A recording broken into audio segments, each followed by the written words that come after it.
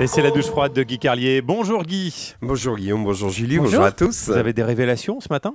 Non, qu'on arrête enfin de parler de cette histoire de Porsche. On savait déjà qu'elle n'appartenait pas à DSK. Et voilà qu'on apprend dans l'Express que le propriétaire de cette voiture est un ami de Strauss-Kahn. Et cet ami qu'il a rencontré par hasard dans la rue, qui lui a proposé de lui prêter sa Porsche, n'est autre, nous dit l'Express, que Ramzy. Et oui, vous avez bien entendu, la Porsche dans laquelle DSK se balade dans Paris appartient à l'un des membres du duo comique Eric et Ramzy, qui sont les idoles des jeunes de banlieue. Alors, c'est pas de gauche, ça, c'est pas populaire. Tiens, en parlant de Ramzy, français issu de l'immigration venant des banlieues et qui a réussi grâce à son talent, comme Jamel, Smaïn, Fabrice Eboué, Thomas Gijol et bien d'autres, je me disais qu'heureusement que la Fédération française de foot ne s'occupe pas des humoristes parce qu'ils seraient capables de nous imposer des quotas avec obligation de diffuser le sketch des Chevaliers du Fiel sur le type qui boit du Ricard ou celui de Michel Leb imitant le japonais. Non, sérieusement, cette histoire de quotas de footballeurs noirs et maghrébins est bien plus grave et inquiétante que la Porsche conduite par DSK. Pour tout dire, ça pue.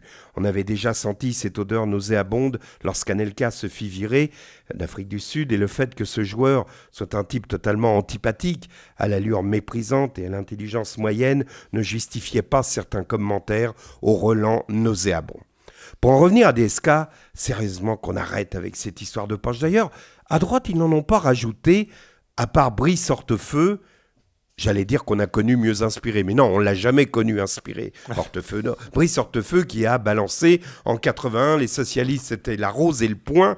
Aujourd'hui, c'est la rose au volant. Il a donc situé le niveau du débat auquel il compte mener la campagne électorale. Mais à part Hortefeux, les attaques les plus virulentes contre DSK sont surtout venues des honteuses socialistes, celles qui n'assument pas, ceux qui n'assument pas, comme François Hollande, vous savez, qui balance « je n'aime pas les riches » alors qu'il est blindé, ou de Laurent Fabius, qui a estimé que rouler en Porsche, ce n'est pas exactement ce qu'il fallait faire.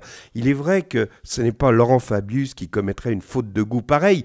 Lui, il est imbattable en communication. Souvenez-vous qui convoquait la presse le dimanche matin pour aller en pantoufles acheter des croissants à sa femme et qui faisait entrer cette dernière en 2 chevaux dans la cour de l'Élysée. Alors ça, évidemment, la 2 chevaux pour un socialiste, ça fait quand même, à Matignon, vous avez raison, ça fait quand même plus peuple qu'une Porsche.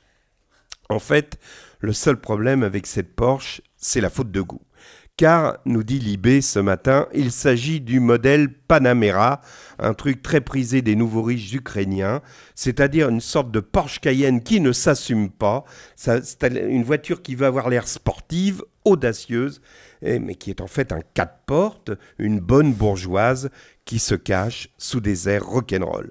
J'espère juste qu'il n'en est pas de même pour DSK. Car un socialiste vient de mourir, il s'appelait Patrick Roy, il était député de Denain, l'une des villes les plus pauvres de France. Je lui avais rendu hommage dans une chronique précédente, lorsqu'apprenant qu'il était condamné, il avait dit à ses administrés, en guise de testament politique, « Jamais je n'aurais voulu être maire d'une autre ville que Denain ». À l'époque où les usines Renault étaient à Boulogne-Billancourt, on demandait à la gauche de ne pas désespérer Billancourt. Aujourd'hui, on demande juste à DSK de ne pas désespérer Denain. La douche froide de Guy Carlier. Merci beaucoup, Guy. Guy Carlier qui est sur scène en ce moment et ce soir à Bruxelles, au théâtre 140. C'est à 21h30 qu'on se le dise.